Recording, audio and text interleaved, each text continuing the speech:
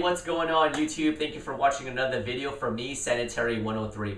In this quick video, I wanted to talk about team sports versus individual sports, go over some of the positives and negatives for each type of sport, and hopefully at the conclusion of this video, you'll have a better grasp as to figuring out which type of sport is best suited for you.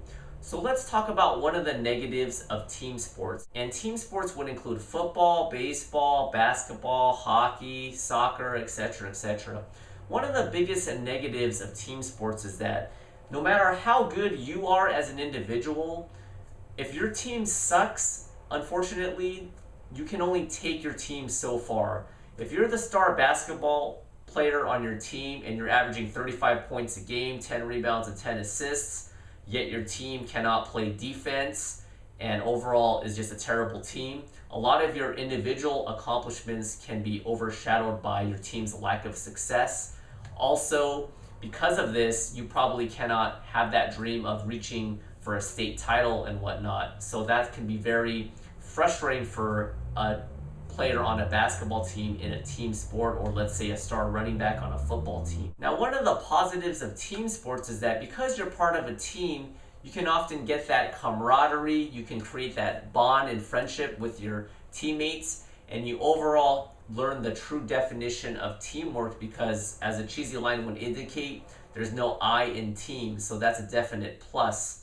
Now let's talk about individual sports. One of the biggest negatives of individual sports is, unlike team sports, you're an individual, you're pretty much on your own, you don't really have that camaraderie and whatnot.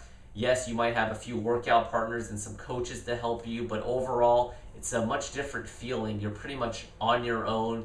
Any thoughts that you're having in your head, you're kind of to yourself. You don't really get to create that bond with multiple people, so that's one of the drawbacks of being in individual sports. Now, one of the biggest positives of individual sports is the sky's the limit as to how far you can get competition-wise, and that's a big positive. For instance, if you're a tennis player, it's all one-on-one, right? Same thing with boxing, same thing with wrestling. You're pretty much controlling your own destiny, and that can be quite thrilling, so to speak. My overall thoughts on the individual sports versus the team sports is that I didn't make this video to say that one is better than the other, because ultimately it's all about personal preference and what you like. The most important thing is to be consistent with your diet most of the time. Choose an individual sport or a team sport or a combination of both, and make sure you're having a lot of fun. As long as you're moving, you're burning calories, and overall you're having a good time and being healthy. When I think back on my life, I've done nothing but individual sports, and it wasn't really by design, but when I think back, it's like, wow, I have done nothing but individual sports. I did Taekwondo from the age of 10 to about age 17 off and on. I wrestled from age 14 to 18. Post-college, after my first degree, I did some running, did a 10K and a half marathon, and now I'm getting into weightlifting.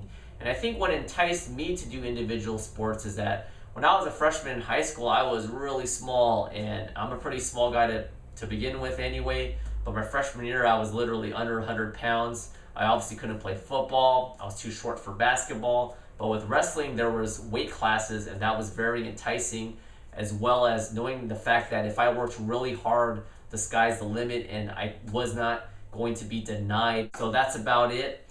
Thank you for watching another video, and comments and questions are always welcome. I appreciate all the subscribers watching my channel, and we'll do it again next time.